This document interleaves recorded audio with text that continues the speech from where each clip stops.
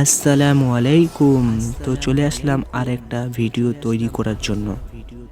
তাবলিগ ও দাওয়াতের লাভ। তাবলিগ ও দাওয়াতের জন্য আল্লাহ পাক বলেন, হে নবী, আপনি বলে দিন, এটাই আমার পথ। আমি মানুষকে জেনে বুঝে মহান আল্লাহ রব্বুল আলামিনের দিকে আহ্বান করি। এটা আমার কাজ এবং যারা আমার অনুসারী হবে, আমার উম্মত বলে দাবি করবে, এটা তাদেরও কাজ।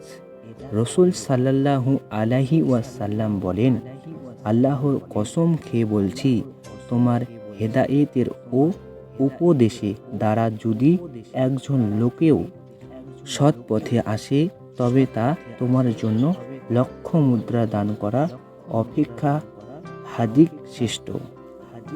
আসসালামু আলাইকুম। আশা করি তোমাদের এই ভিডিওটি ভালো লাগছে।